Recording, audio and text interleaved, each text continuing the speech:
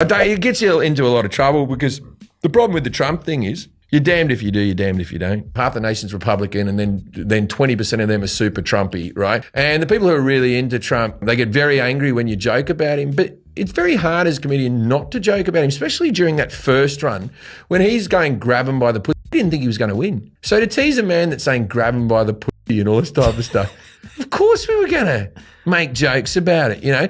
And I'm not a big Trump fan. Look, I'll be honest with you. If I was to vote here in Australia, I'm a bit more right-wing than you think I am. When I'm in America, they think I'm basically a bloody communist. Comedian Jim Jefferies is spilling the tea on just how right-wing the United States of America is. Because being left-wing in America means, okay, I believe in gun control, I believe in universal health care, right? And I believe in a woman's right to do what she wants with her body. So those three things, healthcare, guns, and abortion, they're the poster children for the Republican Party. That's what they want. And guess what? There wasn't a lie told here. And in America, as long as they keep talking about those three things over and over and over, they can the arse taxes all they want, right? Because all we're arguing is about is abortion. And they did it in the debate. Abortion, guns, healthcare. I am left-leaning in America, or liberal. Yeah, I'm somewhat of a socialist. Yeah, right. I believe in a society where we take care of our most vulnerable. Yeah. Is it this hard to grasp? Well, for some, it absolutely is. Just think about the leader of the cult. Socialism promises prosperity, but it delivers poverty. Socialism promises unity, but it delivers hatred and it delivers division. Socialism promises a better future, but it always returns to the darkest chapters of the past. That never fails. It always happens. Socialism is a sad and discredited ideology rooted in the total ignorance of history and human nature, which is why socialism eventually must always give rise to tyranny, which it does.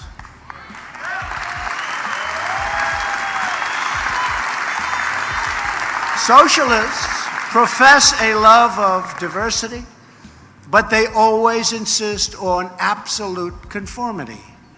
We know that socialism is not about justice.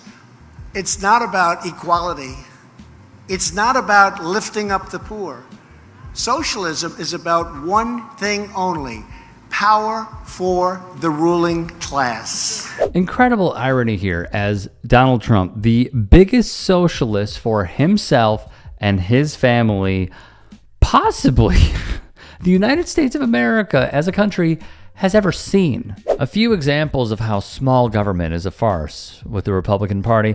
Trump acquired tech giant Intel to give the government 10% of its stock, to receive $9 billion in federal grants approved by Congress during the administration of President Joe Biden. Senator Rand Paul of Kentucky, a libertarian, objected, warning if conservatives endorse this now, they hand Democrats a blueprint to expand government ownership over the private sector later. Socialism is literally government control of the means of production. Trump approved Nippon Steel's $14.9 billion purchase of U.S. Steel, only after the Japanese company agreed to give him the power, as in Trump, to veto major actions by U.S. Steel, and the president required AI chip manufacturers, NVIDIA and AMD, to give the United States government 15% of the revenue they generate from the sale of chips to China in return for his approval of licenses to export the chips. The saddest part, as Jefferies, a resident of California, will fully understand and state in podcast form. So in America, I pay all these taxes, and what do I get in the end? More military. I get more military. Fix the pothole in my street and get rid of all the homeless people and put them into housing. Work on the mental health of all the soldiers that have come back from the wars and are all up in their head. How about we work on that for a little bit and stop spending it on more missiles? It turns out that in America, guess what? They've made enough weapons. They've made enough weapons to last forever. And I used to think that, oh no, we got to be strong because, you know, what about Russia and China? Have you been They can't take over the Ukraine, mate. You're worried about Russia. Together. Yeah, they've got, the Russians have technology from Top Gun, and not Maverick, the original Top Gun. Just that old And the Chinese, we were worried about them ever.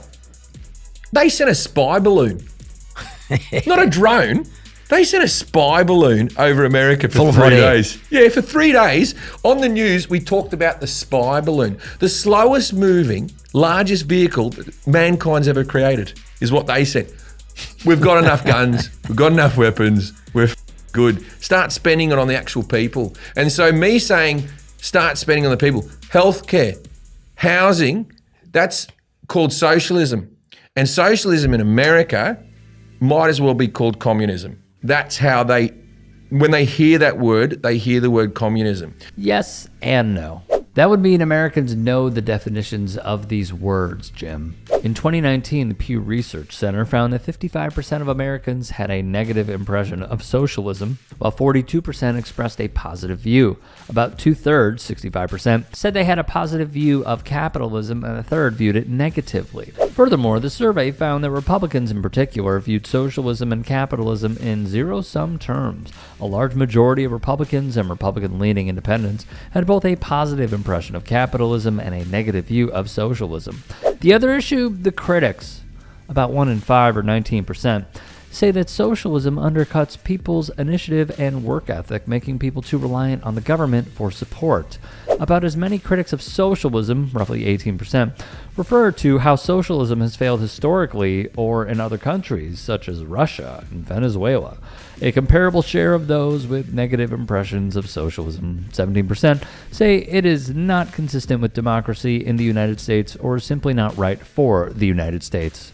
The issue that Jefferies and many other comics, even non-comics, run into is that Americans just don't get it, like at all. I will never talk on stage in America about healthcare because I've tried doing it and they'll never understand. They will never see why that's a good thing. They'll go, but why should I be paying something when other people aren't paying enough and blah, blah, blah, blah. And it's just like, dude, just... Hey, I appreciate you watching.